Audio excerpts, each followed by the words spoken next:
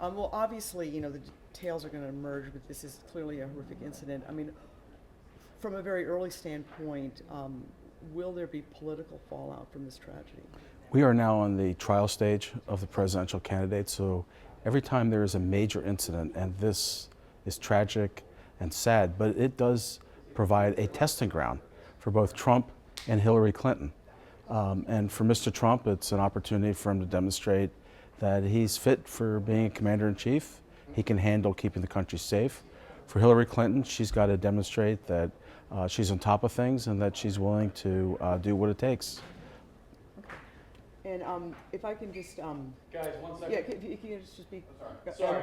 And then, in terms of, do you think that this will be one of the defining moments of this presidential race?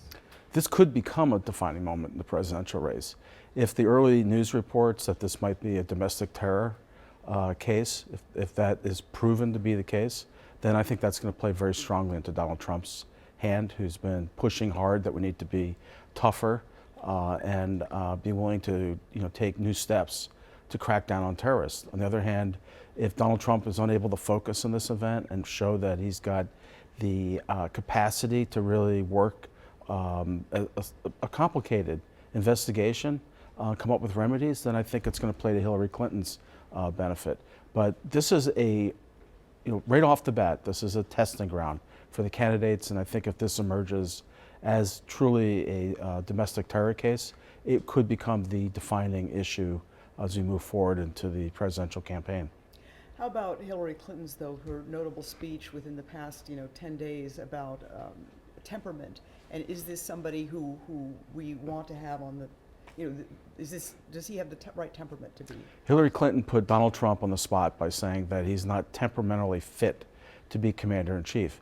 This is an opportunity for Donald Trump to show that he has the right temperament, that he can focus on an event, he can gather information from trusted law enforcement officials and provide reality-based responses. If he goes off in the handle or kind of gets distracted onto other issues, such as criticizing a Hillary Clinton ad, then I think that's going to reflect poorly on him. This is a chance for Donald Trump to show what he would be like as commander-in-chief. All right, he's already put out something that we've got to be tougher. I mean, is that a suggestion that the Obama, Clinton administrations have not been tough enough? Well, I think the line by Donald Trump on Twitter that we need to be tougher and smarter, that fits with his campaign. And I think there will be a group of voters who will respond to that. And it suggests that President Obama and Hillary Clinton, when she was Secretary of State, just were not willing to do what was required to keep America safe. All right, great. We get some takeaways. In terms of the volatility of this race. Put your left arm down. Volatility of this race. For all that people say Trump keeps screwing up, if you look at these battleground states, the polls are friggin' dead even. Yes, they are. And it's very striking how close this race is at this point. If you go back in Gallup polling, what you'd see is that Barack Obama, Bill Clinton, and Ronald Reagan were all behind by about 6 or 7 points at this moment.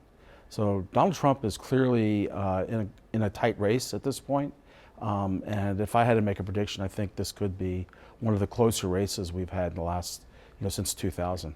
Because, the battleground states that I've looked at recently, I haven't looked at Florida in the past 24 hours. It's dead. It's basically a dead even heat. It's either tied or it's within a few points. Yeah, but then you talk to a lot of people. I interviewed the guy who wrote the book American Maelstrom. Mm-hmm. It's a pretty good book. Have you read that book? I've heard about it. Yeah, it's really good. Yeah. I just see a lot of people say, well, it's all going to fall apart, and there's not enough white people, and.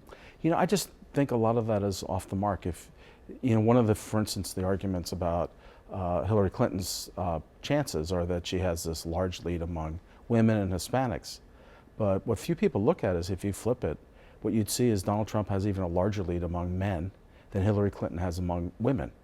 And so Donald Trump, even as he's offended some groups, has developed an enormous following among other groups of Americans who feel that they've been ignored, or they're frustrated, or they really disagree with President Obama.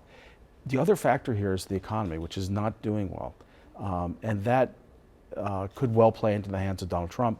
If you remember back to 1980, Ronald Reagan's defining question was, are you better now than 4 years ago? Yeah. And we could see that with Donald Trump. All right, great. Okay. Okay, great. Thank you so much, Yeah, Larry. And I'm of course. sorry.